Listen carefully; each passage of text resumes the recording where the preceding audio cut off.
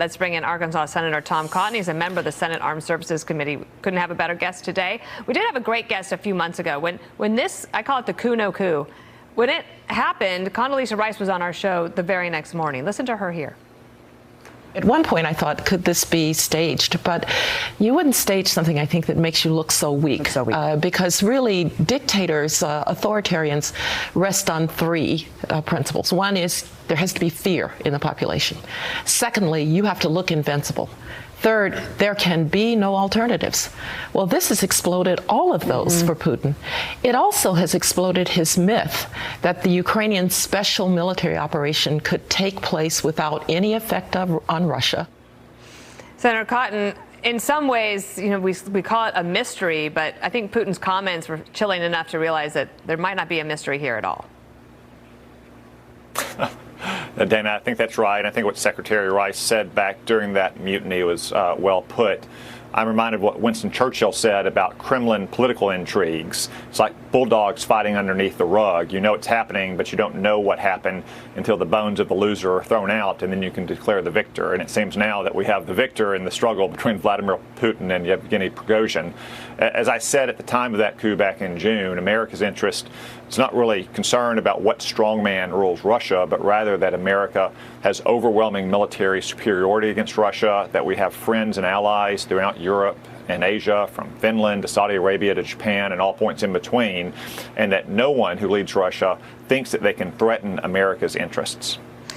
One of the things that we are dealing with here on the state side is, and especially at the Wall Street Journal, their reporter, Evan Gershkovich, is being held, and the United States said this is ridiculous. He is not a spy.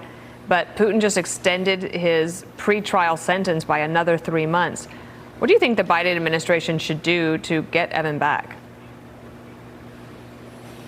Well, unfortunately, the Biden administration encouraged Vladimir Putin to take Evan prisoner, just like they've encouraged Iran to take hostages as well, by continuing to pay ransom for Americans who have done nothing. Remember, we gave away Victor Bout, who was known as the Merchant of Death, an arms dealer that was an extension of Putin's government for years, in return for Brittany Griner, a basketball player, who was held unlawfully, certainly hadn't committed the kinds of arms control crimes that Victor Bout had. But when you engage in such exchanges, just like when you give Iran $6 billion for 4 wrongly detained Americans, you shouldn't be surprised when governments like Russia or Iran take more hostages. There are other ways to bring these Americans home, which we all want to see, but by engaging in these prisoner swaps or giving away billions of dollars in ransom, all we do is encourage more hostage taking.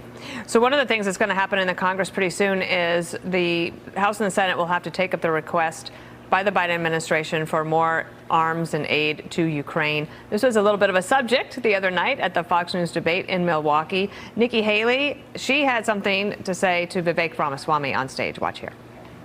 You are choosing a murder over a pro-American country.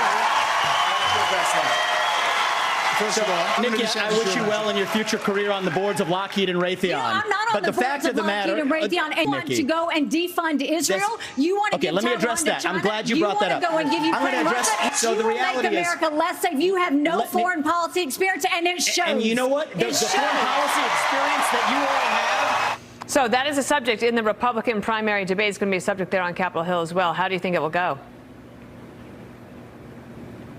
Well, Dana, I think we'll pass legislation that will not only support Ukraine, but also support Taiwan. I can tell you that the bill President Biden submitted is probably dead on arrival. It has virtually nothing to support Taiwan. It supposedly provides money for border funding. What in reality, it's just going to be expediting the entry of more migrants into our country. So I suspect the Congress will rewrite that proposal. We'll focus more on military aid to Ukraine, less on economic and financial aid. That's something that Europe, especially Western Europe, can do. And we really need to increase funding for Taiwan as well, because Taiwan needs to urgently expand its military capabilities to defend itself against a potential Chinese invasion. So I do think the legislation will pass. I don't think it'll pass in the form that Joe Biden submitted it. All right, Senator Tom Cotton, great to have you on the show. Enjoy your Friday. Thank you.